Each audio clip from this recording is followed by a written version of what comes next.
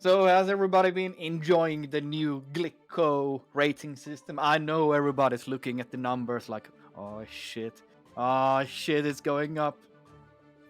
It's Glicko actually, is fun. yeah, it's a lot of fun. Like as long as you take it as it is, like obviously you don't want to look at the numbers too much because numbers are always numbers, but there's a lot of fun stuff with numbers.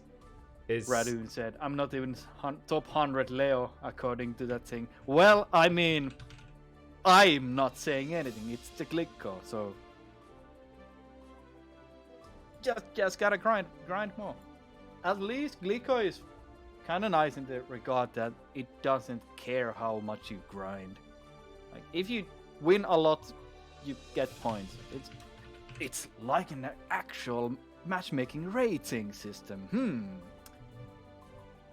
So in theory, you could well, the site is down now, I think, but I think a lot of the top 100 players have played only like a couple hundred matches. So yeah, it's pretty.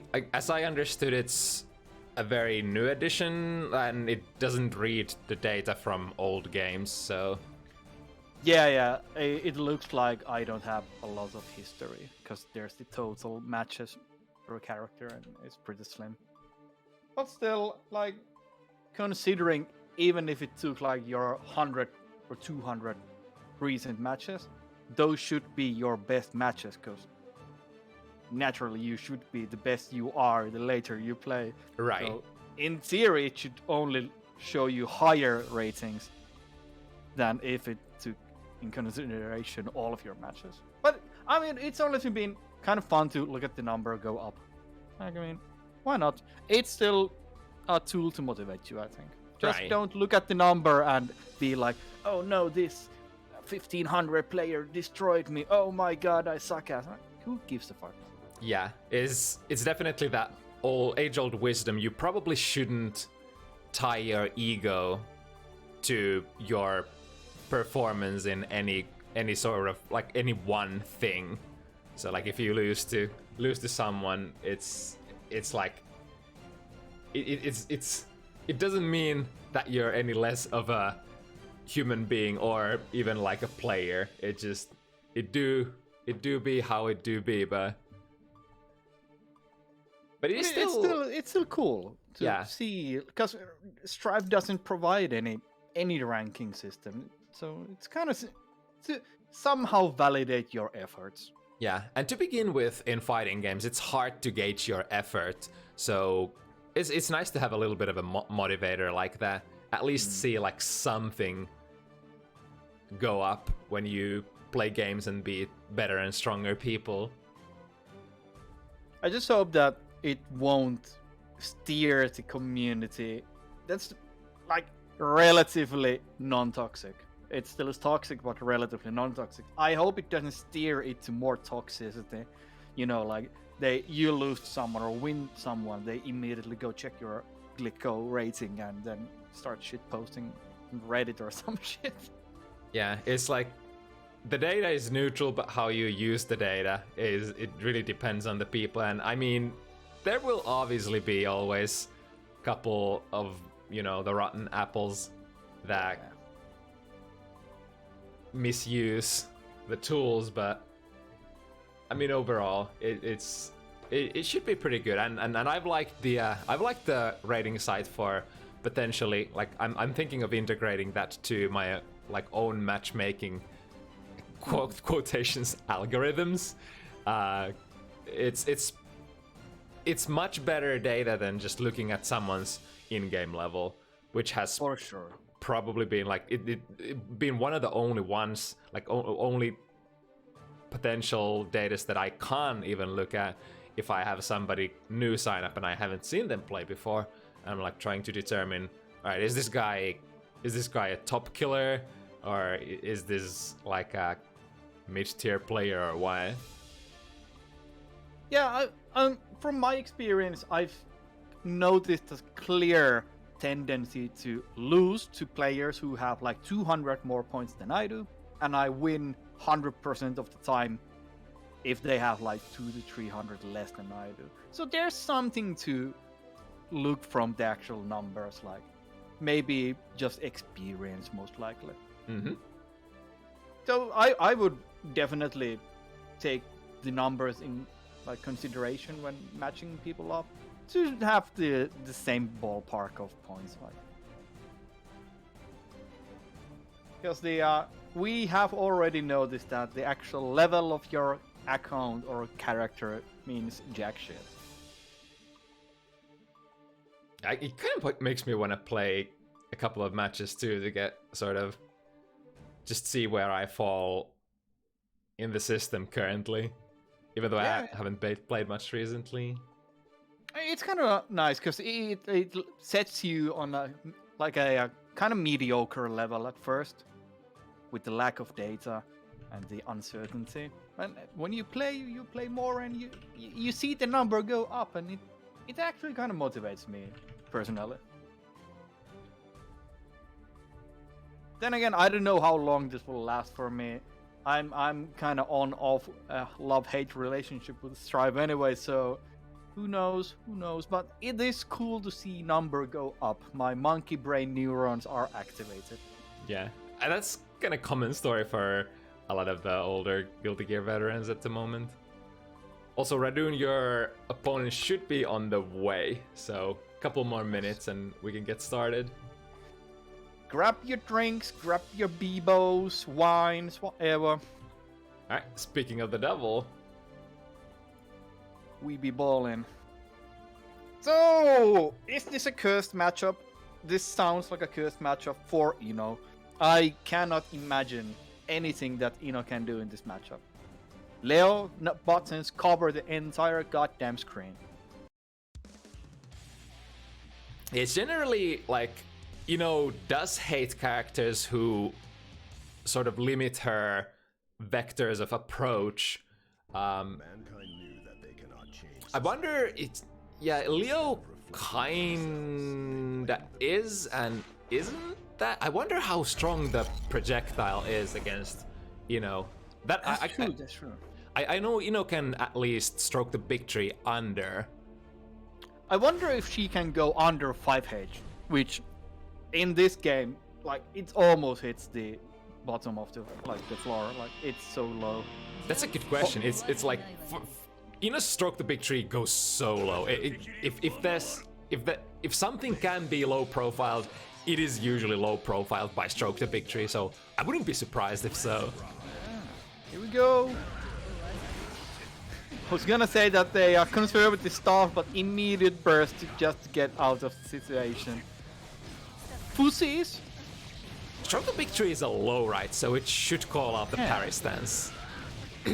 I've been seeing a lot of Leos using more and more of the parry stance, like especially playing against ZoKHiZ. I'm thinking it's actually pretty legit tool to use. Yeah, it's like even if there is sort of like a way to beat it when you go low, you can let it go by like. You can let it go here we super go. low. Well, it is damage. Looking for that last hit. Yeah, Radune chooses to play here.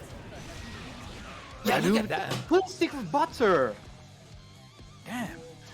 So looks like it is indeed goes under the heavy projectile for sure. Ooh. Volconage mixing properly, not doing the same option every time now. It's looking good. Nice, Radune finding the DP against Jumpy. Oh, that could almost be it. Missing the finisher. Oh, Cheeky throw. Damn. That is ballsy. Radune was already in the stance there. I think at the moment it kind of looks like Radune hasn't compensated for the matchup yet. I don't know if he has played this a lot, but Ino 2S is really strong. You gotta watch out for it. Yeah, very historically an annoying button for sure. It just, Ino's buttons in general, you wouldn't think that she has like super good buttons for neutral, but she kind of does at certain ranges. Yeah, Ino far slash in this game is insane. It's, if you would like rank buttons top 10, it would be there. It's so great. Look at that hell screen 6B too. Like she definitely does not lack the footsies. And I guess for a character like this who is a little limited on mobility, should have decent buttons for her ranges, like her best ranges. Radune getting run over this round. Whoa! What a hit! You don't see those in this game. Ooh. And a really my smart bones. finish. Saw that Radune has a burst here. Needs only one hit. Take the throw. No need to play around the RPS game with bursts. Very interesting thing here. Volconage appearing on the screen for the first time and already showing that, man, they're kind of a gamer. Yeah, not falling for the usual tower Inno traps of like doing full screen dives all the time and relying on specials to do the work for her. Like Inno is a good character, you can just play it cool also. Yeah, Ina's still kind of like, I think she has a lot of potential. She is very underrepresented still for sure. But definitely better after we had a discussion about this, that how, for example, I do not think that Inno is as good as, for example, in Japan they rank her way high. But she still has good stuff, and we can see here that, I mean, do simple stuff and it works. Safe jumps. Man. Especially against a player like Radune, who really loves his DPs. Everyone loves DPs, Radune loves them maybe a bit more. Definitely a good idea to keep your pressure relatively safe. Speaking of keeping it safe. Yeah, I think Volconage went for a very burst safe option there. Tried to maybe stroke the victory under the burst. Yeah. Alright, damage coming in from Radune. And this will be a heavy knockdown as well, so gets to continue afterwards. Gizeme. A scuffed okay. safe jump, but it works. Ooh! So they completely cancel each other from that range. The projectile. Oh, and Yeah. nice! Was that a punish? I think that, yeah, that was a punish. It is. S stroke the 3 is minus enough to punish, actually. If you have the button. Yeah, that's kind of cool, because so Leo does have a fast enough 2K, and I think Leo's 2K also reaches relatively far, so seems I like imagine it would always punish it. yeah, it's got it right, unless you make like pixel perfect spacing for your stroke the big tree. Yeah, there we are. Radune on the board. I think now we see Radune kinda slowing down a bit. Not so many DPs that round, and getting rewards for it.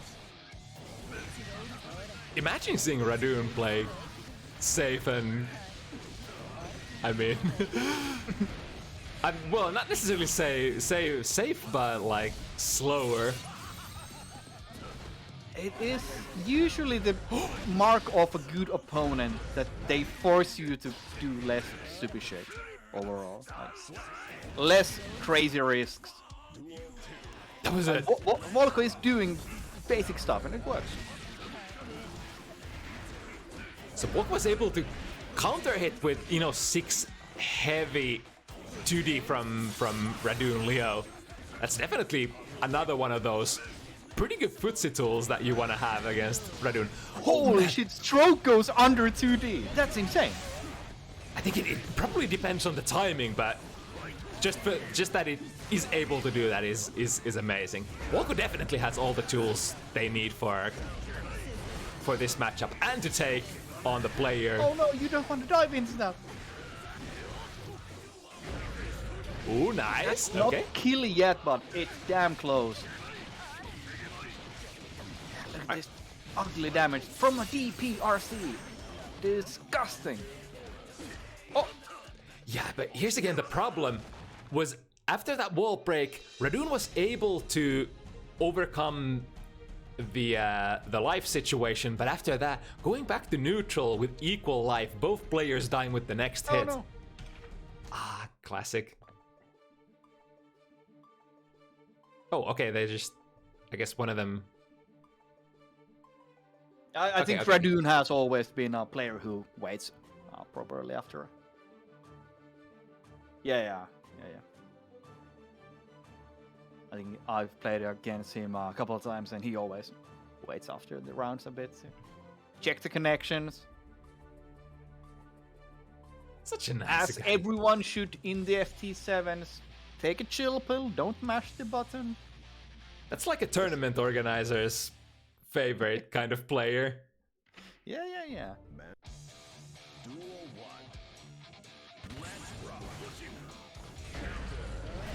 I wonder what Radune is calling out with the 6p round start. Like, does Enos actually want to press like // round start?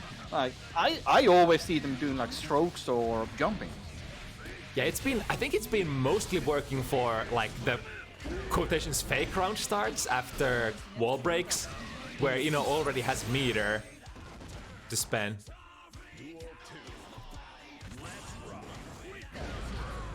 Oh shit! No pickup, no proper pickup. I would imagine that would be a full combo. Still getting the wall break, so I mean, he's probably dominating this round with the frame trapping, simple mix-ups.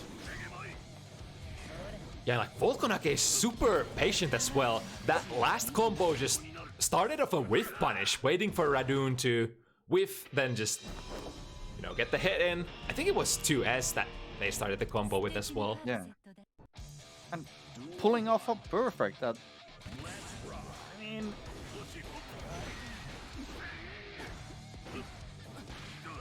Ooh, stagger pressure. Immediate burst. Doesn't want to get into corner at all. But ending there. Oh! Radune safe cornering with the mix-ups. Ooh, just in the nick of time there. Good flow for Radune, and that should be it. Doesn't even need the super. Not a perfect, but I'll count that as a revenge perfect. Kill trace. Oh, nice. That's so cool. Radune is using the 2K much more now, and with a good reason, because like you do need like some sort of a low to destroy that choke the victory, and Leo's 2D is probably not gonna cut it, being slightly different. It would seem that the stroke goes under it, so yeah. Leos often rely on 2D for the footsies tool, but I don't know if you can do it here. So it definitely would make sense that Radune is. Oh! That was a safe jump. No! Meter. Oh, neutral and blocker. Radune. No! Kind of looking for it, but this won't kill. Mix up. Set up. Good defense from Radune, and nice reach the backdash as well. That was such a smart option there. Waiting till Ino is minus, reading the backdash. I presume reading the backdash and catching with a fireball. I don't know why else he would have done the projectile there. Misinput, Right. of course, is an option. But we take those. Yeah, Leo's S fireball especially is quite a decent like finisher option. It is fast, and it's kind of like a long-range poke for a little bit of damage. Not a whole lot of follow-up, but that doesn't really matter when you're about to finish the round. Ooh. RPS here. Calling out. Last frames after super.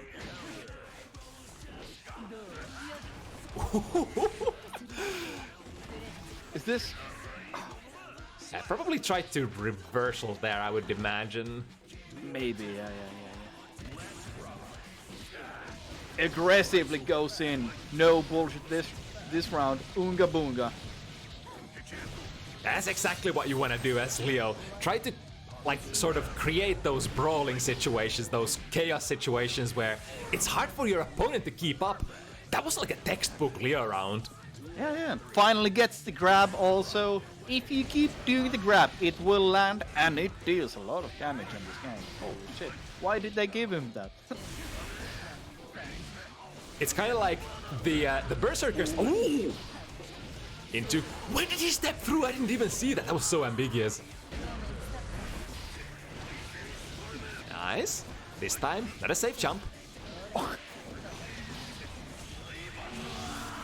Oh, what's happening? Oh, really? Why? No! misses the punish. Oh my god, never seen that interaction before. Nice, avoiding the dash. Multi-hit supers in this game, they are weird. Still alive. Oh, doesn't manage to double jump over. Man, you could see that happening when they got the BRC out. Like, shit, dude. You press the button. Man, the slowdown in RCS is such a powerful tool when there's scrambles like that. Both players are panicking. You just mash out BRC. If they did something, you win. Yeah, and even despite the like time slowing nature of that move, you still need to kind of make flash decisions like what you want to do based on the frame that you see during your slowdown. Right. Oh no, this hurts. This hurts a lot. I think just barely getting the super there. A bit late, but works out. I attempted to throw, but Radune was playing backdash that time. Interesting burst. You're like 90% to 10% HP and bursting aggressively. I'm happy for a Volk that it didn't go wrong.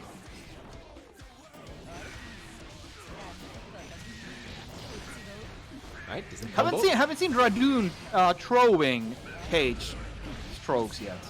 Yeah, that's kind of a like even something I didn't used to do that much, but have been later incorporating to my toolkit during my Guilty Gear career. It's one of those things that you don't really need to do it, but it does pay out in the long run. It's because, like, theoretically, you don't want to block that heavy stroke because it is gonna be plus. And I think it's kind of relatively safe if you time it right, because S-stroke should hit faster than you sort of give your input. If you can react to the fact that they do a stroke, overall, you can do micro dash and then throw backwards, and it should like kind of fuzzy throw it. Right. It kind of works. I've been labbing it a bit. Still a bit unreliable, but certainly there's enough tech here to last for a couple labbing rounds. Ooh, I wonder if that was a combo drop or conscious reset from Radune. Life situation even, but one hit in the corner can change the things. Oh no! Oh yes! Yeah, man. RC the DP, that's the classic move. Oh, just goes under it. That's Perfectly placed. That's not it. Yeah, man. Threads the needle. Ino pressure is so weird. You look at, oh shit, they dropped the combo, then they throw you. It was a setup. Yeah, Ino can flow really well. Transition those drops into resets instead. Some characters are so powerful with those in this game, like Mei, Ino, Kai. You cannot just look at the screen and see if that was a drop or not, because they can still most likely okay you. Alright, the set point here, this might be... Oh no, it goes under that! What? Are you kidding? Daisuke. And that's it. Man, did Radune... I think Radune RC'd that, right? I think it was just late. Just, yeah. Man, that was... I cannot imagine Radune was expecting that to low profile the super. Yeah, I don't think a lot of us were expecting the interaction go like that unless you've specifically seen it before. Man, oh man. I mean, Ino clearly working out. I'm getting like proven wrong that because I think Ino isn't that strong, but hey, that's one win for Ino. We have another Ino set coming up, so maybe they win again, and I gotta stop speaking forever. Yeah, speaking of, I think even though on the in the schedule we do have Glenn's match, Reef unfortunately had to attend a work emergency, so I think we're not playing the Glenn versus Reef set. But we still have 3 more to go. Well, we do have the... I've been following ZoKHiZ play this matchup a bit on the Finnish Discord, and he didn't seem happy about it. But later on, I saw his Giovanna practice partners getting a bit, let's say, annoyed. So maybe ZoKHiZ has figured something out that triggers and annoys Giovanna players. So who knows? I don't know really about Red Raven. If they are a super player, a Giga Chat. They're definitely as we would say in Finland, decent at best. They're all jokes aside, they're fairly strong. Not necessarily like take a tournament strong, but like a top 8 strong for European events, as far as I've understood, and based on watching them play as well. I mean, I would imagine this will be an interesting set then, because I know based on the practice set feedback there that ZoKHiZ is no one to sneeze at really, and if Red Raven lives up to their name, hell, this is gonna be a great set. And I would imagine, because like ZoKHiZ, definitely like one of the older players of the community, has the work ethic as well. And I think one of the best features of ZoKHiZ is when they're like learning a matchup, trying to get stronger, they don't really get frustrated very easily. They just have really good mentality going into it, sort of like enjoys playing the game no matter what happens on the screen, usually. That's overall for any situation in these games, fighting games especially. You gotta remember why you started playing these games. Like when you join these FT7s, you have time to maybe lab some stuff. If you approach that situation in the way that, oh man, I have an FT7 showcase set now, just gotta learn some stuff, as if you were a completely new player, and look at your own performance objectively. Like, this opponent, this button annoys me a lot. Can I do something about it? Then practice. Yeah, and sometimes it does take a while to formulate an answer. You might have to like sleep on it, you might have to meditate it off screen. But yeah, unless you're willing to sort of let it sink, it can be hard to come up with like long-term solutions. And it is a lot of about fighting games is mindset. Like scary amount of the stuff is actually like a battle against yourself, if we want to go super philosophical. I mean, I think that's true, especially because these high stress, well, for some high stress situations, like we always see people saying like they're shaking and sweating on the chat, like after sets and before sets, and I mean, imagine if you can practice, if you have the time, do it. It will improve your performance, and most likely it will just make you a better gamer if you have a focused goal. Like for here, we can go back to the Glicko conversation. Like that's also a goal. If you set a Glicko rating like goal, it's gonna be something to work toward for. Yeah, it's kind of like I want to get in the like quotations big boys club and achieve like this rating. It's anything that can motivate you is good, I think. And like even here in the FT7s, you get matched first you'll get matched maybe more conservatively ranked players, because we don't know your levels. But if you keep like climbing the chain here, climbing the tower of FT7s, of course you're gonna feel the pressure and you're gonna feel like a better gamer. Like you keep matching against these like big names, so to say, and man, winning against these players feels good. I think like regardless of who you are,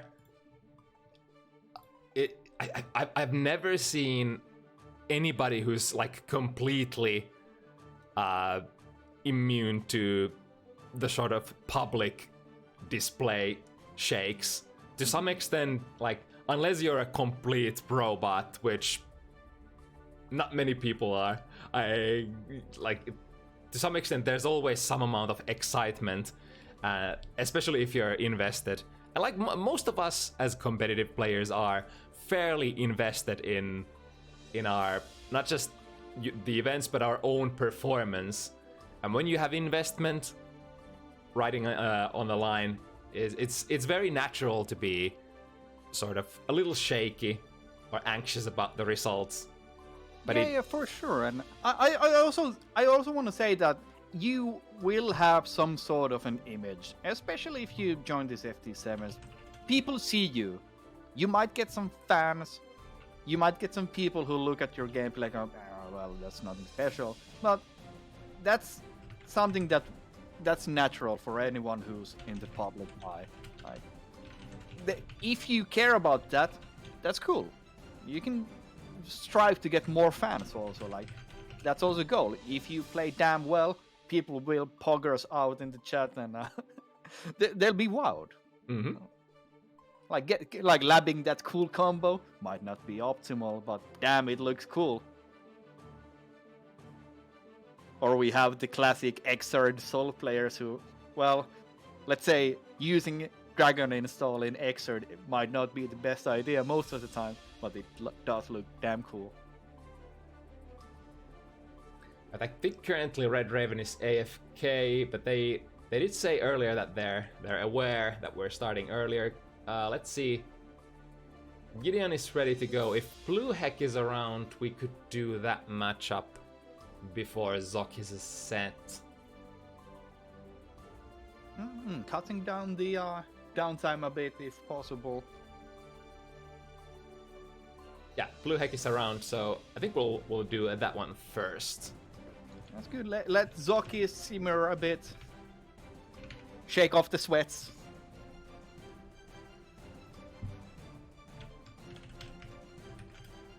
I imagine Red Raven is practicing in the tower like, I gotta finish this set. I can't answer right one. I saw CarrotOfWisdom playing in the tower like an hour ago or something. We played some matches there. Saw them there. Yeah, better warm up. CarrotOfWisdom, one of those players who are gonna play later on the team tournament, the Rekka 2, I believe. Wasn't? Oh yeah, it's. I think one of the teams was actually invalidvalue, CarrotOfWisdom, and Rygand. Oh. If I'm not mistaken. That's funny because I did match invalidvalue and CarrotOfWisdom against each other without knowing that they were teammates in the tournament. That's kind of funny. I mean, I think that's good, like, practice, like getting warmed up with each other. Making sure both players are ready for the challenge that's coming up. Hey, what's coming up is a set of FT7s. Alright. I really love seeing BlueHeck attend these events because I love seeing Kai. Kai probably slightly underrepresented. And it's always fun to see. No matter what the game, Kai Fundis is something that warms the heart. And from the more standard characters, I think Kai has the most, like, spice. Kai has the sauce in the gameplay. Like, it's just not like mashing shit out. Of course, you can just throw out food arcs, but man, you can do so much many cool stuff with them. You can also get a full Gold Lewis combo. Speaking of cool stuff, Gold Lewis has kind of good cool damage with the right hits. A solid song choice, I gotta say. Oh, the Foodra hits. I believe Gideon was trying to probably jab that. Usually when you're electrified, you don't want to let that Foodra rip on block because it's plus a lot. Yeah, Gold Lewis does have good buttons to on reaction stuff the Foodra, but it's still something you gotta be aware of and looking for to be able to react to it. Yeah, probably has to be in your mental stack. Ooh, that's gonna hit though. That's gonna kill. I guess the wall break as well. Yeah, that's the RTL advantage for for Kai, able to break the wall from almost full screen distance. Almost, yeah, and it deals a lot of damage. It's like if you consider the extra damage that you're adding on top of the usual super damage, it's probably gonna be slightly more than your average super. No. Not the spacing here. Who the heck do they know? They know. Just go in. That's something you gotta figure out against Gold Lewis at some point. That you cannot just stand there. Oh no! I love the idea. But damn. That's a shame to see, because they clearly had the idea. Oh shit! I'm gonna projectile in the air. I'm gonna win the gun. Man. And I think we are getting kicked out. Ejected from the match. Yeah. Damn. Alright, quick fix.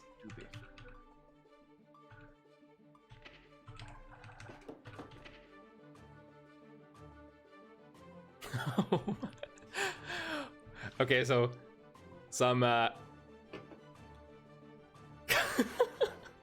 today's event is so cursed. If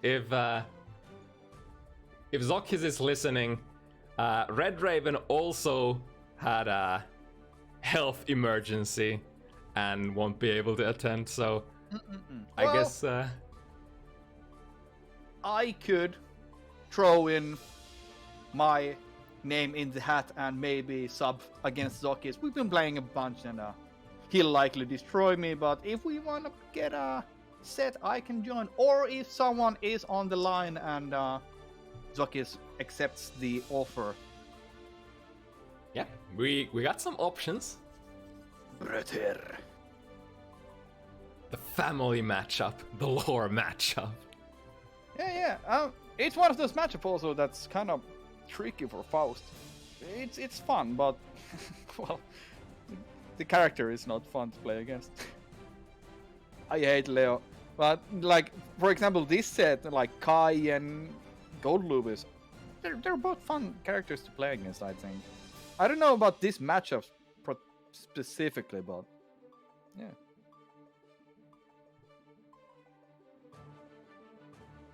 Oh man, it was a close one, but Blue Heck did get on the board. Also, cheers. Nice.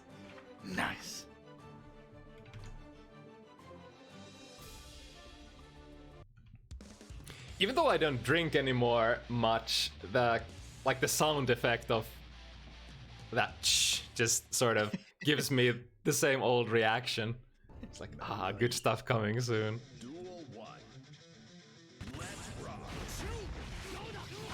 Yeah, we indeed strive gaming. And overwhelming pressure into a large gap where Gideon gets to do their thing. Plus frames, finds the low. Here we go. Ooh, interesting. Still has the electricity. Oh, reapplied. Funder, anti-air. Man, it hits so high. I kind of like the... Ooh, okay. Is that Surely this stuff. Yeah. Yeah, there's so many different ways of getting the round. I kind of like the, spending your burst when your opponent uses meter for a weird, mix-up situation you're quite not sure how to deal with. Because not only is it... Considering how bursts are fairly safe in this game also. It's like... when they use that meter, they will go into that meter build penalty, and if you burst them back to neutral at that point, they're gonna be losing a lot of that potential value coming from the meter. Ooh, interesting, just chaps Gideon out of the sky. Full stick of meter. I mean, that's one way to force the chip situation. If Kai has over 50 meter, it's so likely that they will scum dipper, because why not? Why the fuck not, honestly? Just go in. Unga boonga. Spend the meter if they block it. While the opponent is electrified, it's not the easiest thing to actually punish Stun Dipper. It's like -4 or something. 5, I don't know. It's barely punishable. I think it is -10. I think, but Oh. it's the knockback, the extra knockback. I believe that you get from the electricity. Or wait, I wonder. I want to say it increases the knockback as well, but it's kind of awkward when it's spaced well. One of those things that like you always obviously get the punish if you IB, but IBing in this game is hard. What is BlueHack doing? Just eating random BTs on Wake Up. Oh no, Pooh! That's not honey you're eating! That's counter hits from Gold Lewis! Oh no! BlueHack cannot give... Yeah, I was just gonna say that gun is coming. I plays it very safe with this combo. Fancy combo! I like that. But again, downside, having to go back to neutral with only one Gun. hit point. Right, plus Gideon range. looks like they wanna shoot the gun. Holy shit! That's gonna hit. Yeah, that's funny. I think Gideon was probably churning that like well in advance, even when they got hit by that standing K from Kai. I think I think were that was already the level 2 super, so they were surely churning out. Yeah. Ooh, that's a good trade for Gideon for sure. Yo, and finds the Behemoth Typhoon close range. That's always a good recipe for a lot of damage. Yeah, Gideon been landing those lows a lot. Yeah, I wonder if it's like Gideon just... Nice. Oh shit! Dropping the close slash. Ow! Baiting the burst. It's not coming, It's not coming. but doesn't Holding matter. the burst. I think that's a smart choice in my opinion. BlueHack had such low HP there. Yeah, in that situation, even if you like do a quick 1-2 and they don't burst, you still get to continue the pressure and you're still very favored to win the round. Okay, so I was almost saying that that will kill, but that's gonna be a perfect. Holy shit! I'm rooting for BlueHack now. Yeah. Keep the dream alive. Complete reversal from last round. I mean, that's how momentum works in fighting games. That's so smart. BlueHack was trying to anti-air that, but Oh! Don't. Middling combo. ooh, smart from BlueHack. Canceling the DP out of that clash. And the awareness in the air that holy shit I did. This might be safe. Ah man. They did 5k, which has such a low recovery. Almost was safe, I think. But gun. Just shoot the gun. There's so many guns in this game. Guys, okay, please.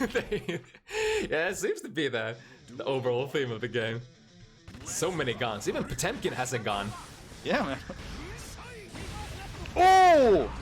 Yeah, look at that. I think BlueHack is just option selecting those DPs in case they clash. And that's so smart. While you're DPing, if you're not planning to RC, there's really nothing else you can be doing other than just inputting the option select in case it clashes. And in this matchup, like playing against Gold Lewis, your DPs will clash a lot of the time. Yeah, for sure. No matter what character you play, if you have disjointed moves there, at some point they are going to clash with Behemoth Typhoons. Yeah. Okay, Ultiseme. Just close that. I mean, yeah. We haven't seen Gideon do any fancy OKs yet, though, really. Like, it's just mostly been close slash, no throws, close slash. Just hammering away, doing my Gold Lewis things here. It's one of those things that if you just do one option that's really strong, like close slash, every time, you eat some DPs, but if it hits, you kill. Like with Gold Lewis, you just kill the opponent. Yeah, the risk reward is definitely in your favor, and look, I kind of like just, you know, even if you know they're trying to input the DP, just testing the opponent, like, can you do the reversal input, and how consistently can you do the reversal input? Ooh. Interesting. Such a nice escape from BlueHack. That was, like, considering everything, perfect escape. Yeah, good. Just goes over it. No, doesn't try to challenge it really. I guess the only downside was that they kind of put themselves in a corner-ish, Yeah. but I think that's still a better position than just standing there against the super. And I think you don't have to eat the forced mix up there. A bit too far for the instant low for Gideon there. Ooh, nice anti-airing. Yeah, like it's interesting how Blue Heck does so many DPs and Gideon does so many close slashes. But it's kind of just evening it out, I think, in the end. Blue sees, finding the far slash. Blue sees. Oh, yeah, man. Yeah, Gideon doesn't have a burst here. A little early on that heavy fireball, Oki. The meter difference is staggering. That's, yeah. Swinging wild. I mean, I can do this too. Reversals. The RTL is probably not gonna clash as likely as Kai's DP. Getting clean whiff punishes on the BTs now with the far slash scum dipper. Definitely a great choice to use. I really love the movement from both players. The footsies are. They're just not. They're not slugging randomly. They're actually like picking their places, looking for the whiff punishes, being very careful. Yeah, look at that. That's it. That's gotta be it, right? I like the choice of Blue Heck earlier with the big combo. They dropped it intentionally, took the OK to avoid the wall break because they knew that one more hit would kill with the combo. Yeah, I agree with that 100%. When you have the mental, like if you can include that decision making in your mental stack, that's gonna give you pretty decent value. We got 100 security meter for Gideon. I'm expecting a gun. Right? Bit too far again. Good usage from. That's gonna hit! Oh, fuck! You kind of had to burst that. That would have hurt so much. Oh no! Again, the disjoints. This time not getting the clash. But a bad combo still gets around. I think Gideon has been dropping those big DP punishes now. Like getting only like 2 BTs there. Maybe forgetting the correct routes to use. Yeah, who knows? Ooh, that was interesting. Getting an anti-air from that heavy fireball and then the last hit sort of following through. But honestly, one thing that Gideon is not forgetting to use is 2P and then churning out BT. Buffering it there. So every time Gideon is landing 2P, there's a BT follow-up. Right, Blue Heck opting to sort of back away from that corner position. Okay, there we go. We have burst, but they cannot wait for a hit. Oh no! Ooh. What's happening? And there's the burst from Gideon. Bursts are gone. Oh no! Gun! And that should be it right there. That's a wall break. Man, that was such a seesaw round. I think both players won it like 2 times in a row and then dropped it and then there was a burst and oh my goodness. Yeah, and the gun for a gold loop is such a big gamble. It's the desperation. It really shows at those points like, do I gun, do I draw, do I just pay footsies? It is a strong option for calling certain options from your opponent, but if they're mid-air, they're probably gonna get the punish. Yeah. Yeah, look at that. Oh, well, cancelled it in time. Nice. There we go. 2P into BT every time. Doesn't drop those confirms. Or just buffering it godlike. I forgot if Gideon has been able to actually get that 2P out properly, but that was at least first that I can remember. I think against Fundrark, not before that one. Eating a lot of them also in the air. But... Yeah, I think Gideon has been looking for that 2P anti-air, but hasn't got the timing down yet. I'd say it should be pretty safe to challenge those, because I don't think Blue Heck has been doing a lot of throws, really. Well, right as I say. Okay, safe with the drone. Time to sweep the floor. Overhead, plus frames. Cheeky DP. That's like plus 15 or some shit. Okay, gun. Okay. Oh no, this is dangerous. Okay. We are on the... Oh no! No, OTG! What? even, oh man. Really So put, it's a yeah. Say it. yeah, really put Blue Heck in a situation where they're just gonna get chipped out. Unless they find like a DP or something. Because you can't really rush away from that corner Behemoth Typhoon chain very easily. No, and jumping, that's a suicide cause. You're gonna eat like 3 of them. You'll block them, but chip damage. Nice, I believe dropping the combo here on purpose to not take the wall. Gets the instant low, but it's blocked the one time you get it. Damn. Still, like just schmixing. BTs. You can block all BTs on reaction, but when they just come like 7 of them in a row, like that's so tiring. Gideon's combos are so on point. That's so scary against any of these hard-hitting characters when you know they're gonna deliver on hit.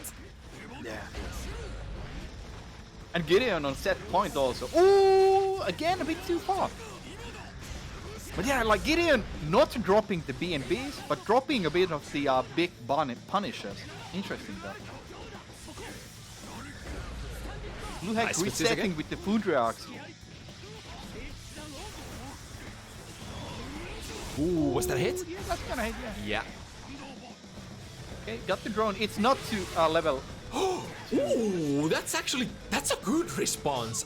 I would happily sink that 50 meter into nullifying the bot Oh situation. no, Blue Heck! No! That was such a smart mash because Blue Heck I think last game when they had the 50 meter and the reach, they played the same option, the 5D into RC, and this time Gideon mashed through. Oh no, that's a big. Yo, What the fuck was that? That was gonna be the most insane mix-up I've ever seen from a Gold Lewis. Was that FBID or FDIB making it look really weird? I think, yeah. They double-crossed it. And oh, hey! That's Technically, blocked, that's blocked. yeah. Yeah! Technically, aren't you? Oh, burst bait. All right, back. Gideon's staying smart and doesn't want to donate the burst for free to Blue Heck. Why panic? You still got the set point. It's still all good. Yeah, Gideon is Oh! probably being very comfortable here. Even if they're gonna lose, they have such a big buffer. Ooh, the frame trap? Yo! The wall was so damaged, you kind of lose out on the damage there. Missing a whiff punish, but gets the round. Great job. And a perfect, I didn't even notice that one. Yeah, damn. But I wanted to say, isn't that sort of like self-mixing up in that situation when they did that FDIB?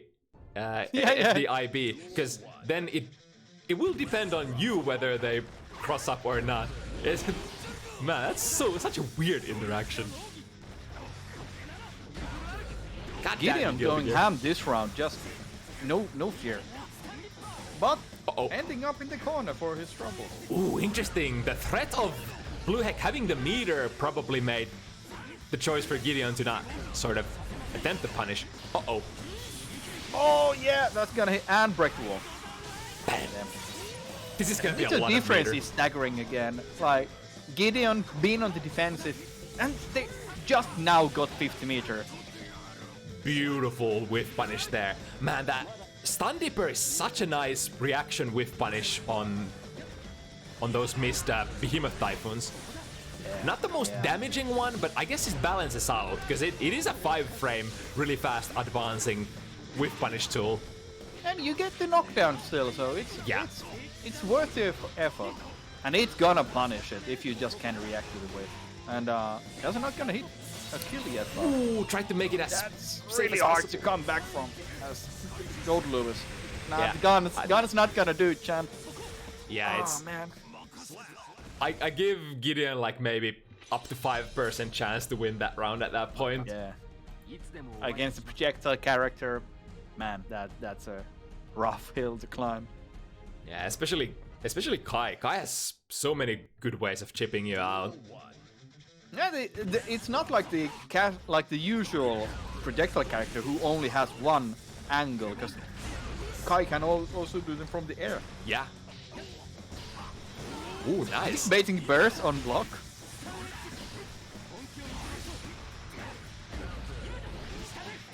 And man, Blue Hack is on the chase. 2 in a row and looking really strong. Ooh. Yeah, has to RC that. There we go. But Gideon gaining meter advantage really badly here. And as we know, Gideon, at a moment's notice, probably ready to explode. Finds a DP. DPs always keep coming. It's kind of, you kind of have to, I guess. Oh no, Blue Hack accidentally I-beat BT and got stuck in pressure. Oh, Trace this time. Oh! Oh no. Oh. The gun! Yeah. Again, set point for Gideon. Let's see if Blue Hack can persevere. They've been able to overcome this situation so many times already, but we need to do it again. Just self-cornering, but gets the food rack Albera. Both players kinda slowing down now. Yeah, the full screen position, if you're throwing the fireball in the air, that's probably gonna... It's gonna take a while to travel, so you're still probably gonna lose to the gun. That's gonna be blocked, right? Yeah. Drops the big punish. Ooh. No, not in the corner. Oh no! Bit too far. Look at this shit. What can you do? No meter to use. I wanna get Gideon. out. Let me out of Gold the Lewis's DP. Right. And he's alive. Such a clutch. It's Can Blue Hack make it go to the last match? The DP doing the heavy lifting in those defensive situations. Another big combo for Blue Hack. Electricity applied, but oh, Gideon is closing in. Oh, I guess that was a burst bait? Yeah, baiting burst again on block. Such a counterintuitive idea, but... And Blue Hack not taking the bait. Oh no! What a bait! Yo, what a bait from Just go for the throw! Man, oh man! 6-6. Blue Hack is doing it. The run back is real. And they knew the super was coming. Backwards PRC. First time in the entire set, either player goes backwards PRC. They knew it. They knew 100% that the super was coming. Yeah, that was definitely geared towards baiting it.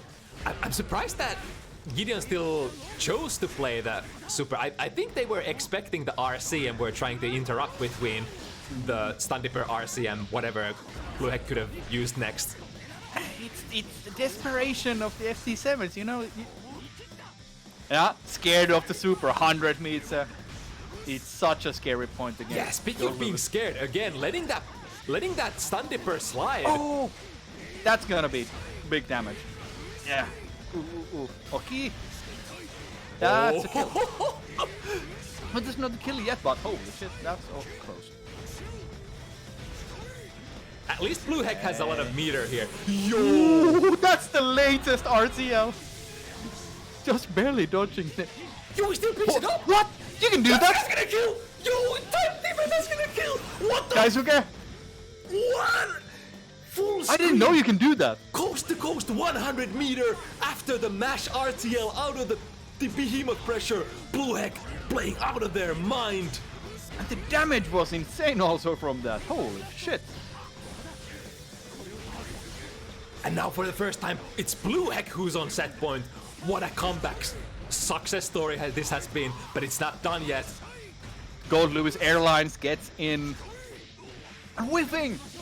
Blue Hack ready for the whiff, punishing it instantly. I bet he can smell the blood in the water. I'm sensing a burst from Gideon. They have 100 security meter, so they really want to use it. But look at this. Blue Hack is playing. Here we go. So safe. Airlines. Bursts out of the table. You can't whiff a behemoth. I think Heck is ready for the gun now. Like, playing footsies, if they use gun, they will instantly air dash. Ooh! And chooses the burst. Gun! Ooh! The gun. The power of the gun has won so many rounds already. Now both players only with half burst meter left. This is gonna be no bursting these first combos. No coming back from this one. The loser goes home and the winner stays home, I guess. Wall break Blue here. Hack with a lot. Oh, that's... Holy fuck. Not quite gonna kill. But again, this situation, Gideon. Just go in. Just go in. They saw Gideon did not have the 50 meter. Go in. Win the set. Oh No fears. my god. Blue Heck was down like how many rounds? 3 rounds down. Yeah. And then just straight sailing. Makes it even. Comes out victorious. I still can't believe it. That 100 meter RTL Abare against Behemoth Typhoon. Man, that was something else. And the damage, it did like, I think like 70% or some shit. That's insane. What a strong starter. It's like... a lot of Well, the times... you get the ball break every time from that, of course. Yeah. It's like, you kind of feel like... Often enough, Kai just like... Kai has the tools to land a lot of consistent hits, but usually the downside for Kai is that he doesn't do that much damage, but then for certain hits, he just fucking makes the opponent explode. ZoKh is asking if we do this. Is ZoKh's opponent Red Raven ready? Not gonna be ready, so I guess we would have to... I will stand for them and show my fourth gameplay again. Let's see how this goes. Alrighty then. Oh, So shall it be. Go. Oh. Gonna mute myself. No self-commentary. I can't do that shit. Yep, I'll be back. Alright, good luck. Alright, a bonus matchup.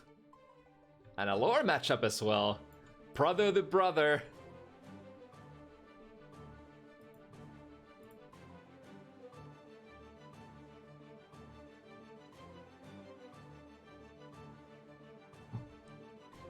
Whew. Yeah, Blue Hack, that was... Man, that was one of the most beautiful matches I've casted for a while. That was really something else.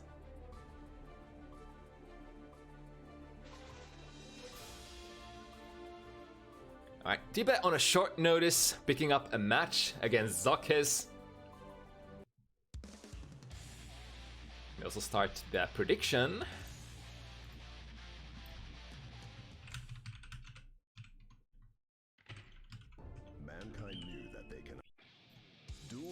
Alright, and here we go. I feel like Tibet has been that one person who always, you know, picks up the slack and comes through with a short notice match when somebody has an emergency. Alright, so I guess theoretically, I guess Faust initially has a little bit of an advantage maybe on the neutral, but again, when it comes to rewards, Faust not the strongest one, to be honest, and when the jungle drums are sounding their beautiful beats, it do be hard. Yo, that's definitely an option. The Berserker slash, use it as a makeshift dash through to go under the back throw. I like that. Too heavy counter hit. Is that not quite gonna be it? Again, Faust lacking the damage. Ooh, that was so kinda good. If ZoKHiZ had a little more health there, that would have been pretty insane. So far, ZoKHiZ showing some really interesting mobility options, very unconventional mobility options. And you kinda have to do that with Leo, because Leo doesn't have the fastest dash available. Yo, just 5p out of the sky. Don't even try. Using the burst, keep Tibet in the corner, and that's a punish. Coming in big damage, barely missing the follow-up. But we have the pressure, and pressure, as long as you have the pressure as Leo, that's all you need. Probably, I wonder if that was too high to fire the super there. So Tibet still has a small chance to bring this back. Gotta be really careful, threading the needle, the jump 2k, past the fireball. Tibe could potentially be still in this. Oh, but the jab.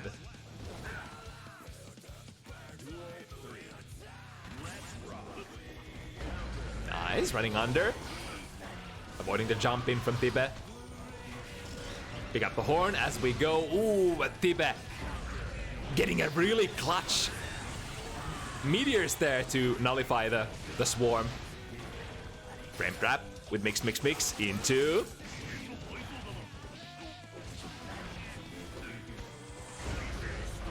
Ooh, good DP. There were so many. Ooh, almost bounces into the bomb. ZoKHiZ switching up the positions. But Tibe not ready to give it up just yet. Lots of items. You gets the good items. I think I'm not sure if there was a hammer, but in that situation, the meteors really working out for Tibe. And that's how it be. The strongest Faust players have the item.txt open. Yeah, speaking of items, getting a hammer. The perfect moment. That's what being Faust is about. Throwing as many items as you can to allow yourself to eventually get decent item luck and then capitalizing on those situations. One of the core strengths, one of the core skill sets for the top Faust players, being able to follow up consistently with your items. But now, how are we gonna work out of this position? We are not. Not this time, says ZoKHiZ.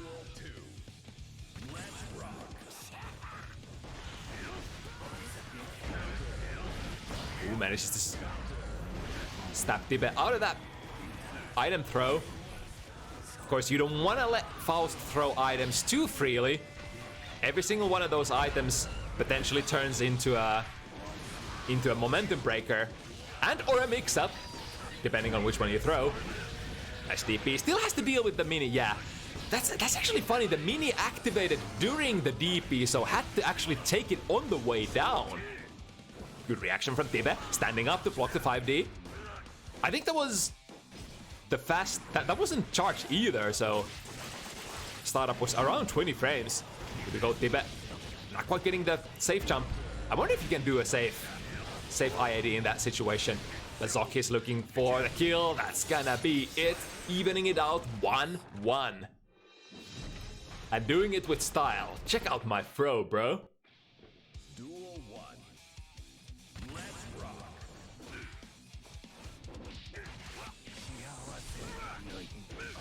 Ooh, that was tricky landing next to Tibe. It was not ready to throw there. Now with the corner overhead, immediate burst, yeah. Understandable there. ZoKHiZ wanted to avoid the bomb explosion off screen. Oh, is Tibe gonna self-explode here? No. Good presence of mind on how fast the bomb is gonna explode. Finds the DP against the low meaty. And here we go, dances through. Oh my god, that was so ambiguous.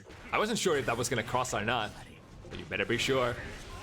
The DP has the art. Oh, interesting. Spends both meters on that. But that will keep the pressure for ZoKHiZ. I wonder if that was a miss input, but ended up working out. One hit could be it. So much risk on the table. Tibe not finding the anti-air. Oh, there it is. 6 heavy, doing the chop, sweeping the screen. Go and the 10th on hammer. Yeah, had to burst there, I think. The second hit of the DP would have actually killed. Usually, when you see a really fast burst against the DP, you're like, no, that's not good. But that time, it was actually valid, because that would have finished the round for ZoKHiZ, I think. Again, Tibe just standing up to block the 5D. The reactions there, mix, the escape, kind of like a special escape touch there. 6P is good, vacuuming into the mix. ZoKHiZ says, I want the momentum right now. The 2 heavy, anti-airing. Ooh, this is a good opportunity for ZoKHiZ. And ZoKHiZ hasn't been able to open up Tibe as much as I thought. Tibe has been really tight on defense. But eventually, it all crumbles down when you pressure them long enough. In Guilty Gear games, you can't keep blocking forever. And And even though Tibe has had very, very tight defense, the longer you keep blocking, the more you subject yourself to this overbearing pressure that is Guilty Gear. Safe jump. Although Tibe did not have the meter to reversal. Might as well though. Again, this situation, good response this time from Tibe. Just floats out of there. Not gonna take the DP, not gonna take the 2 heavy, not gonna take any anti-airs. Yo, all the items working out for Tibe. The mix-up, just go slash.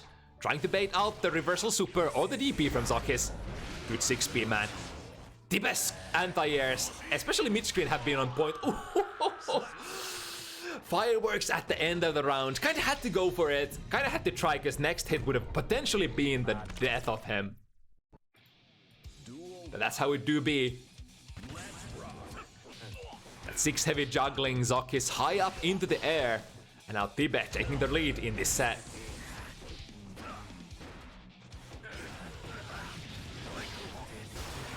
Gold Burst, such a strong option when you... I really love and hate the Gold Burst in Strive. Gold Bursts... Ooh, the chase from ZoKHiZ! Yo, the super YRC... Sorry, not YRC, PRC. Excuse me, Exert player here. Well, plays 2 heavy, and that 2 heavy. Still a classic, very strong... half screen button to play footsies with. Tibe getting out of that sticky situation in the corner, but now ZoKHiZ has the meter. Can RC here for pressure? Will do it. Drift forward into the throw.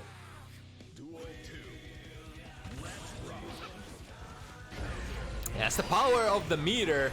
You can do all sorts of like my turn now kind of plays when you have the money to spend. Ooh, that's not gonna be a favorable hit. Immediate burst from Tibe. Knew that he was gonna get punished. Yo, the trade there!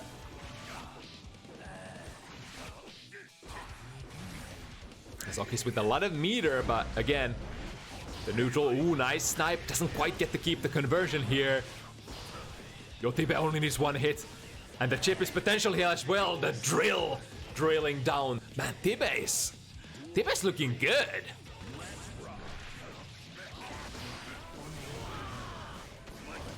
And like even though Tibe hasn't been like exactly signing up for bounty hunters, he's been gaming.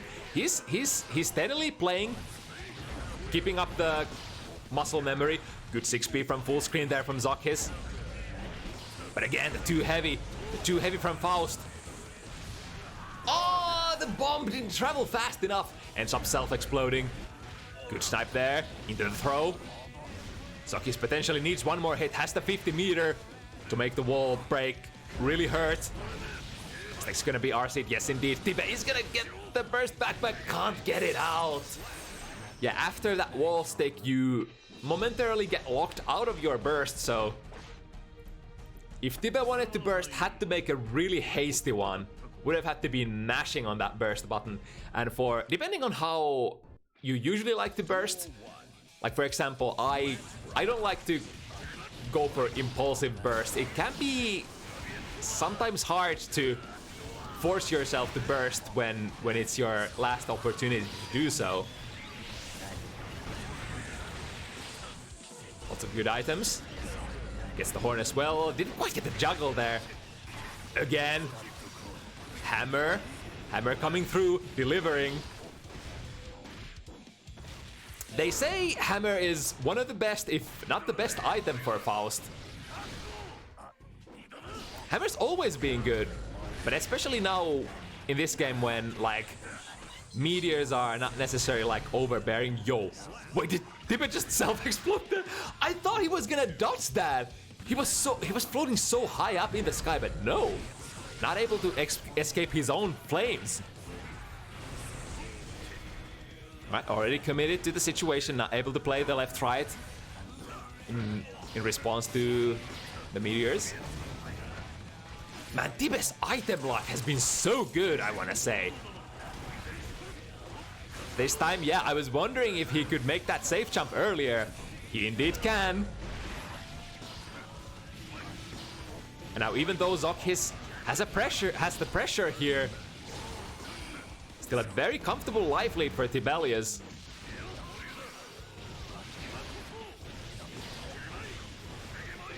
Ooh, I like that. Not forcing the wall break.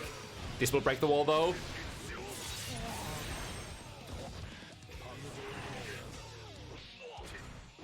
One more hit. Yo, ZoKHiZ is being so patient here. He knows a single misstep could be a random 2 heavy. Oh, there it is. Tibe was waiting for it.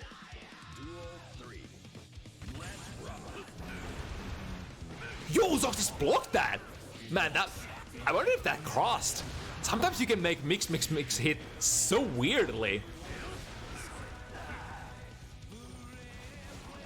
Crawling around. Ooh, using the dive kick this time to throw off Tibe's anti-air timings. And you kind of have to include some of that in your gameplay if you're playing against somebody with like a character with strong anti-airs, but as well players who are very like ready to react to your jumping attempts. Drilling it again. ZoKHiZ, so much meter to play with here, but what are we gonna use it on? That's gonna whiff, right? Or? Sort of. Still has 50. But man, Tibe has been controlling it so well. Yo! Got the left, right, got the mix up. Barely missing with 6 heavy, and that's enough! Whew, boy!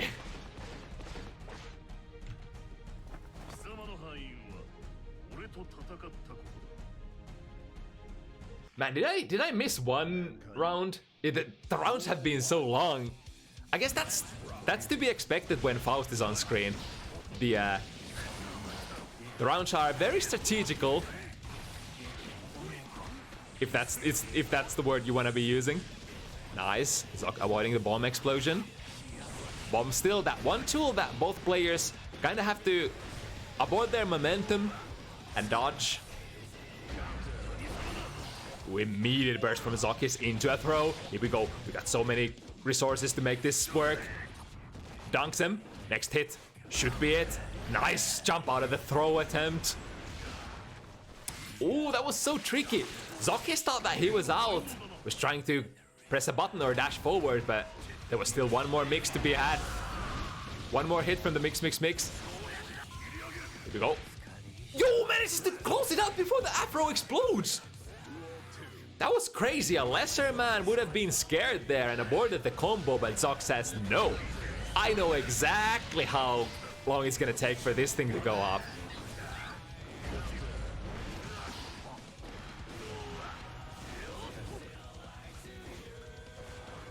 Yep, Zok sort of zoning it out, looking at what... Oh, nice! The stray hit from the Berserker slash, catching the mix. There we go. No burst for Tibe this time. Dancing around, which is gonna be left, right. Here we go. And a massive life lead here. Even though Tibe able to return back to neutral, this is gonna be rough. He'll have to make like the perfect... Oh, and at the self-explosion again. It was like at the edge of the explosion radius once again. And Zok will happily take that. Why go in when the opponent has a mishap with the explosives?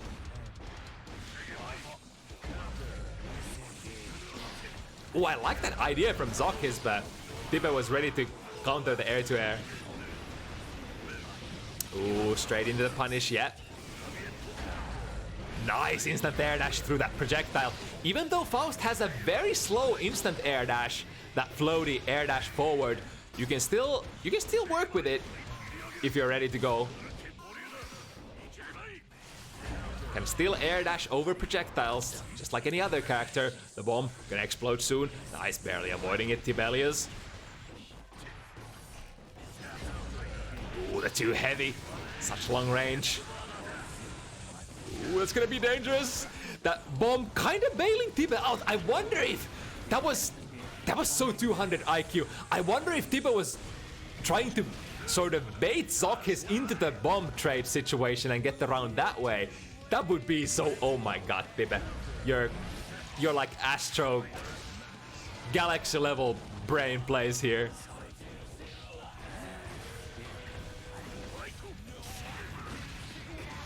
Ooh, nice cancel out of the clash.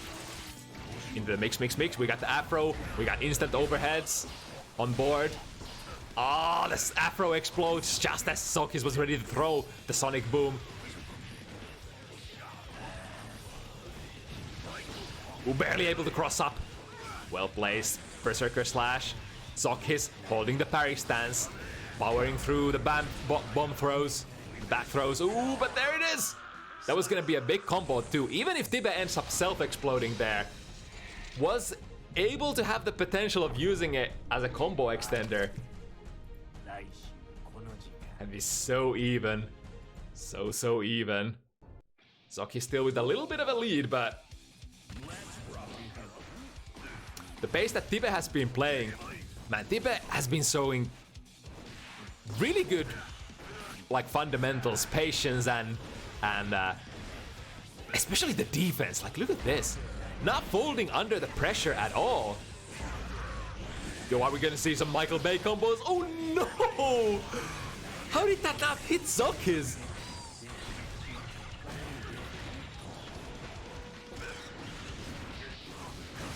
Oh, the horde was coming. Looking out for your bros. Really close to danger time. Sorry, the negative penalty. Danger time. No, not danger time. Not in this game. Yo, ZoKHiZ was so ready. Throwing Tibe out of that teleport. Good anti-air once again. Man, I swear, Tibe's anti-air accuracy at mid-screen has been like, I don't know, 90% or something. And that's honestly how it should be for these neutral-oriented characters. Because, like, wise men say, old Chinese men say, you can't have neutral, you can't have footsies without anti-airs. Because, like, why should the rushdown character respect your grounded pokes if they can just, you know, jump in, dash in? I mean, that's a fair point. All time is danger time in Strive. The meme kinda holds true. Now ZoKHiZ here, just patiently dashing in there. Throw, RC. I think throw RC allows you to burst right in this game. Because you do... It doesn't let you burst in Exert, but it does let you burst in Strive. Alright, the RPS minigame here with the bombs. Both players trying to thread the needle. Ooh, being very baity there. And Tibe taking it very patiently and safe. Throw the items once again, nice, avoiding the horde. ZoKHiZ having to respect the bomb and the... Oh no, misses a little too far away. Doesn't get the snip. And now big opportunity for ZoKHiZ to make plays. Not quite able to get the super in there. I think was getting the wall break a little prematurely. Wasn't expecting the wall stick so soon. And here should be it, yeah. Has all the meter in the world after that positive bonus. Wham, bam, thank you, man. ZoKHiZ goes to 5.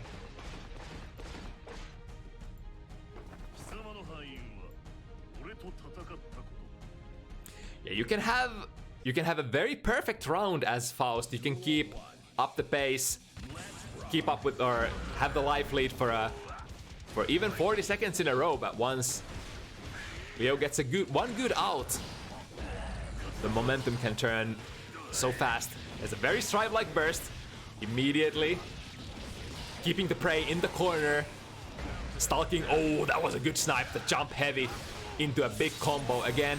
Probably not expecting the wall break so soon. Ooh, has the potential. Ooh, nice! Not making it tight this time.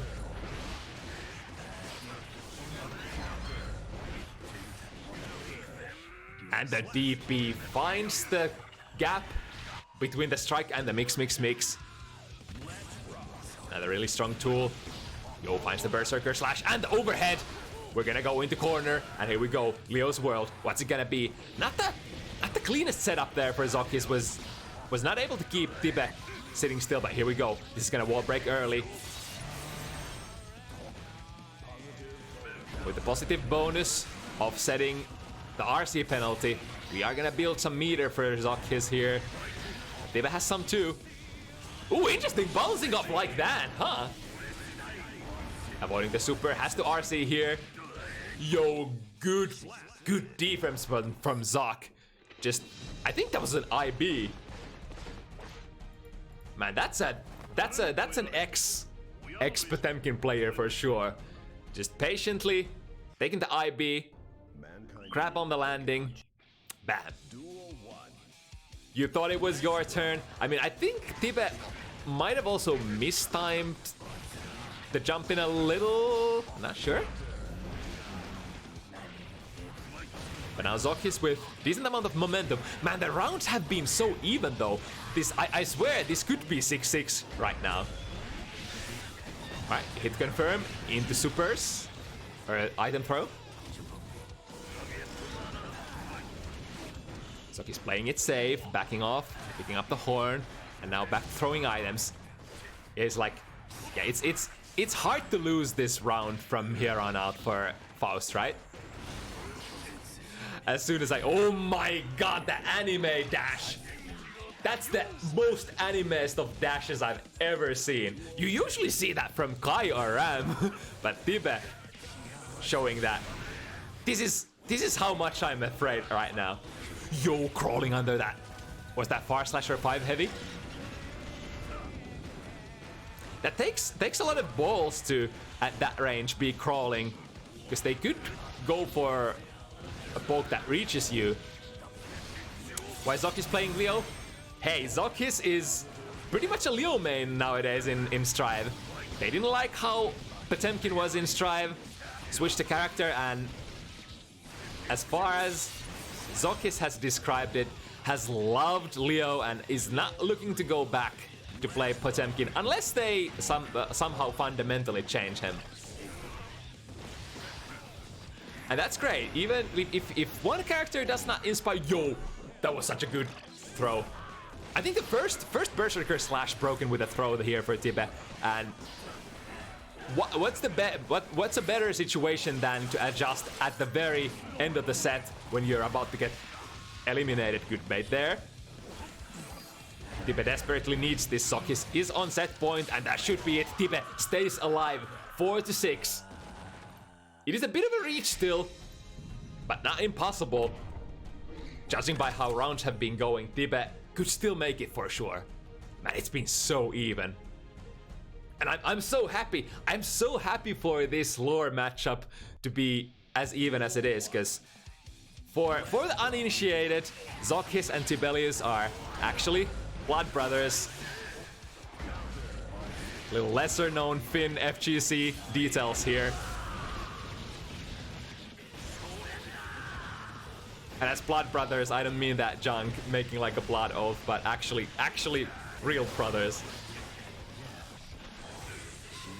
Who has the RCI feel? Man, it just throws you off when you're accustomed to the Exert bomb timing. It's funny because the timing of the bomb and the meteors are kind of flipped around with these games. In Exert, the meteors come out really fast, but very slow in this game. And then vice versa, the bomb is very fast. Sorry, the other way around. The bomb is very slow in this game. Wait. Now I'm mixing myself up. Anyway. This round, Tibe, being protected, can still lose, potentially. Defending the Tutor. Here we go. Ooh! Zoc! Having the balls to contest with a throw. Clearing that situation. Here we go. 50 meter. This. Oh, barely. Wait. How did that overhead miss? Interesting. ZoKHiZ has to be very careful there. Again, the item lock. Here we go. Now opting to play the left-right. That's sort of like spacing. Yo, that snipe. Oh, ZoKHiZ had to abort that. He got the jump heavy hit, but I think ZoKHiZ saw the hammer throw there, so. Had to abort that string. Still be any this game. Yeah, Tibe has been very patient, so ZoKHiZ smartly coming out of the stance and throwing. The preemptive, ooh, gets sniped there by the Sonic Boom. That S Sonic Boom, such a nice tool for finishing the rounds with. And now, set point ZoKHiZ. Again, this situation, Tibe has to persevere, live or die. Has had pretty good items so far this round. Dashing in, cashing on all that real estate. Nice, using the bomb throw, delaying their momentum in the air, dodging the bomb. But now that's a big counter hit, oh no. Next hit could be it, nice punish there. ZoKHiZ has been trying that 5D so many times, and Tibe every single time has been standing up, doesn't get the super finish. Oh no, oh, the straight hit in the air! I think Tibe was probably trying to air dash and dodge it, because if he blocks that, ZoKHiZ is gonna RC once again, force the situation, and that's not gonna be good for you, especially since you're low health. But getting barely clipped against that reversal super there. But that was a super exciting set. And we're back. Yeah, GG's. Good stuff. That could have honestly been like 6-6. The rounds were so hecking even. Yeah, I felt most of the rounds were like very, like one hit and it determined which one would win. Like, so close all the time. That last round kind of annoys me because they are super hit me so high up, but I did press a button, so I deserve it. Alrighty then. And we still have one to go. One more for the road. And oh boy, it's probably gonna be a banger. We've got invalid value, one of the more active players signing up for bounty hunters, facing off against CarrotOfWisdom. Both of these players have been doing really well. Like, they haven't really lost matches or sets, I think, either of them. Yeah, I think CarrotOfWisdom, especially on their Milia, hasn't been like thrown a super strong player against yet. Obviously, CarrotOfWisdom was a Jacko player. I think having a permanent switch to Milia, been getting strong with Milia very fast, I want to say. And now I think this would be one of the toughest matchups that they're gonna face, at least here on Bounty Hunters so far. Yeah, this is one of those weird matchups where you play a character as CarrotOfWisdom that's really fast, has good mix-ups, against a character that's really slow and doesn't really have amazing mix-ups, but the pressure is just never ending, and one hit, especially after, against Nagaryugis, you always have like goddamn 50 risk in your bar. You get hit, you die as Milia. Yeah, that's kind of how it works for these characters who can use like their external resources, their bonus resources to sort of extend their pressure. You got like, for example, Johnny or Sin from the older games, and now Nago on this game. Doesn't come without a cost, but they can definitely spend a little bit of that blood and put some extra risk on you at will. Yeah, this will be really interesting, and from my experience against I've played against CarrotOfWisdom, they really like to do the air movement, not so much a footsies player on the ground.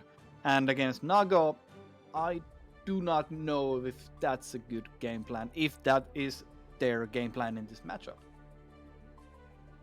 Yeah, then again, I wonder, it's probably on the ground, it's gonna be super difficult for Milia to approach, but it's so scary in the air as well. You got that big fly sweater, too heavy, that is gonna reach very hard to reach angles that a lot of other characters can't really tickle.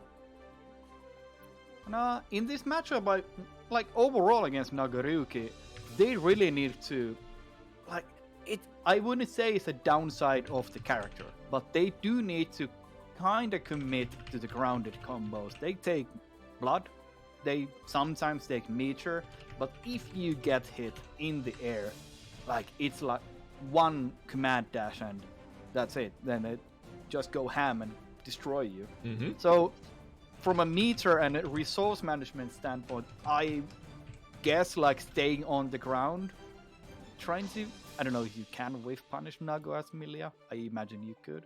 That's a game plan, I think. We'll see what they choose to do, but here we go. Now, I'm always interested about the first round start. Will it be like hard read against hard read? I think invalidvalue probably not gonna. Oh yeah! I was like, it's either DP or then just get out, because I imagine Milia doesn't want to swing hard right from the get-go. The risk reward is just not in your favor. Okay, we got movement. Okay, backing up really far for some reason. Kinda counterintuitive, but there must be something madness. This is interesting. Nago, invalidvalue here, has hit CarrotOfWisdom like 2 times, and they're like already dead. Yeah, that's From pretty much the random matchup. That's like... That's pretty much the matchup in a nutshell. Again, just gambling. Like, what are you gonna do about this? You can't whiff punish it, really? Challenge me, bro. That's just an interesting round start tool. And if you... But now... Oh, go. Yeah, if you end up swinging into it, it's one of those buttons for Nago that probably is gonna wall carry and just break the wall and do like over 50% of your health right from the get-go. And you can challenge it, do like 6p most likely for most characters wins it. And honestly, like, do the big gamble, then do random hits. You don't really need to do combos in this matchup, it seems like. You just get 1-2 there, 1-2 here, and you take the first match. But yeah, CarrotOfWisdom will have to, compared to Nago here, is gonna have to get so many reads right and avoid getting hit. You do kind of have the mobility for Milia, but unfortunately you don't have the classic, you don't have the pin anymore, so you can't just force your turn per se. But with the lack of pin, Milia did gain like really powerful air movement, which again I don't think really does much in this matchup. Like, Nago presses close slash, 2H, DP special, like... Yeah, really, like, most of them are such good anti-airs. And I think we have seen Carrot stay on the ground quite a bit, like... Ooh, that was smart, though. Ooh, opting the burst, alright. Ooh! Yeah, the freezes time, you will get the punish. Oh! Try to react to the Fuku, but too late. Fuzzy guarding the overhead. Tries the OTG, that should be safe, right? Blocked. Yeah. Yes, indeed. Yeah. There we go. Alright. And I was gonna say that I guess Milia's mix-ups, the classic 4-way mix-up, to do 2D heavy disc 4-way mix-up. I don't think Nago really has a reversal against it. Like, the super is there, but... Yeah, otherwise is it good enough? Yeah, probably has to take a lot of those situations. And Milia does deal quite a bit of damage. Like, it's not like Nagarug numbers, but Milia gets like 100 for a heavy disc mix-up. That's pretty respectable. Like these combos where you get the heavy disc hit, it does feel good damage. Wall break. Oh, missing the super. They wanted super, I know it. Yeah, that's the. Oh! No pickup. That's definitely one way to call out anything from Nago. Yeah, I saw Carrot doing that against me also sometimes. If they have like 70 meter, just bust out the super round after wall break. Yeah, and that's not too bad either, because I think it's like slightly plus, I believe. Like, I think so, yeah. Like often even if you don't really get to utilize those flush frames because you're throwing it from far away, but you have the tension bonus anyway. So just let it slow. Let it go. Ooh, Oh good. no! Didn't have the meter to RC the Bad Moon. Invalid value popping. Oh no. Weak punish, but still ticking up. I'm surprised the CarrotOfWisdom didn't actually use RC there. I think, yeah, that might have been smart though, because if CarrotOfWisdom RC'd, it would have wall broken very fast, which would have probably not been optimal. I think the throw punish was a panic option because they didn't know how much time were left. So I'm glad for them that they did manage to pull out the round. Interesting, using that spaced S-disc with the dash momentum as sort of a, oh no, really from behind as well. It's the curse of also having good air buttons that cross up. You also extend your hurt boxes, and against buttons like Nagarugi close slash, that's a bad idea to be pressing them. Yeah, especially like anti-airs like that don't care about which side, because if you don't even have to guess the side with 6p. Yeah. Sometimes, like, if you don't press your own button in the air, you're safe, but is it worth getting out and just ending up in pressure again?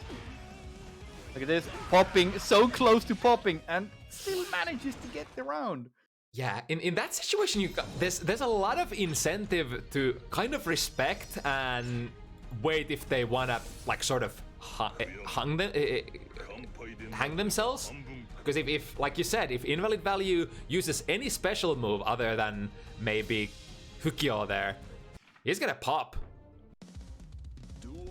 And if you can get them to pop instead of committing to some sort of escape, that would have been the optimal case for CarrotOfWisdom, but alas. And it's those cases where Nagarugi has the level 3 blood, or level 2, however it's called, the last level just before popping. They do a like air button, they're so close. Like CarrotOfWisdom tried to challenge after the jump H, and well, we saw what happened.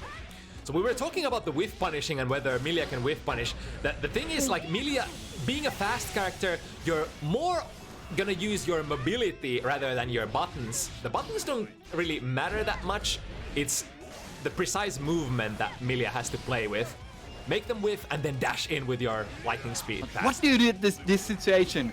Nagarugi with the blood levels. Yes, that's... Well, you do that apparently. Just go. Just go. I guess one option, like, you do have a fast air dash as well with a lot of reach, so if you reach 5 heavy, I guess you can go airborne and double dash and try to get the whiff punish. Pressing 6p way too late, and not getting out. Bursting, had to burst there, keep up the pressure. Ow, ouch, ouch. There we go.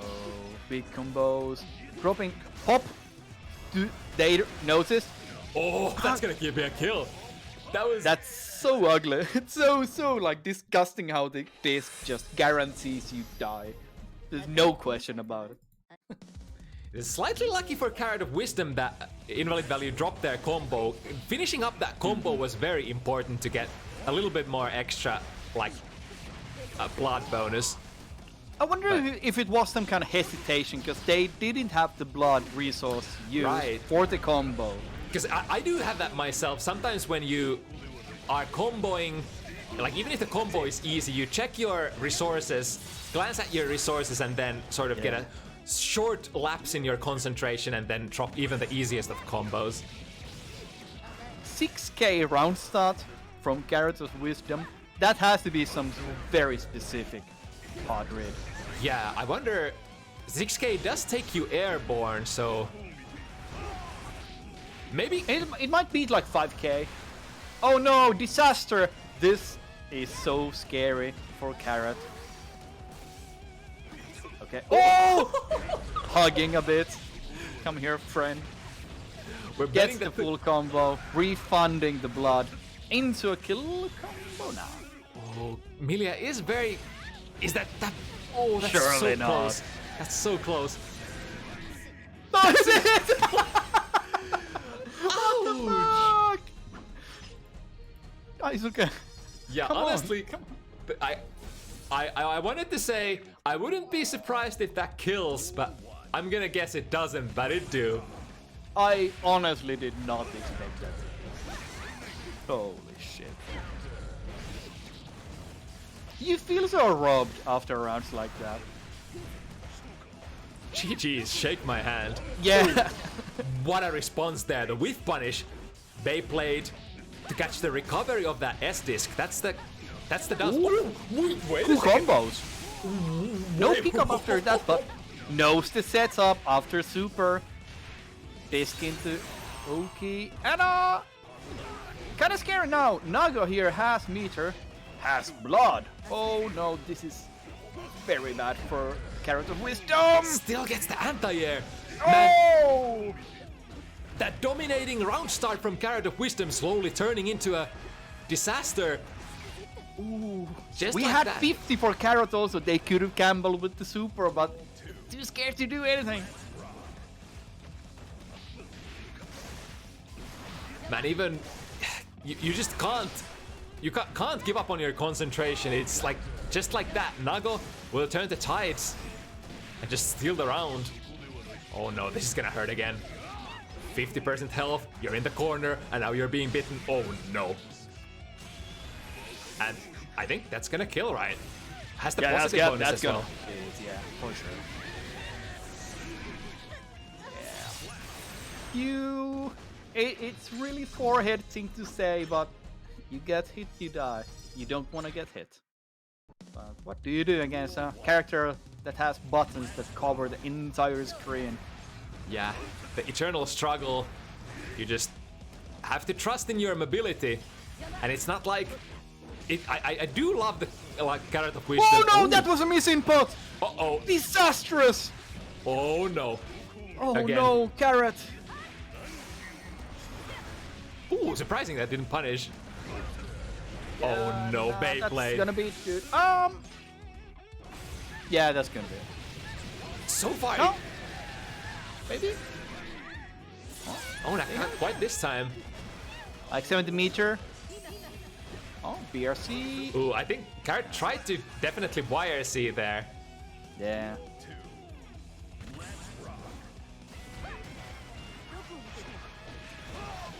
Shaker. I don't know, Again. man. Finding the good hit. Yo, She empty jump just- into a command grab. All blood pressure gone into a. Well, again, we have it. Nice nooch. so to say. God damn. And even without meter, well, then again, they had 0 blood pressure though. So they had the resources to gamble the spin.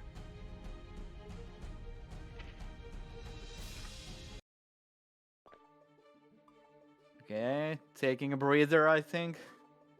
Ah, getting kicked out. Damn it. It's a shame. Or no.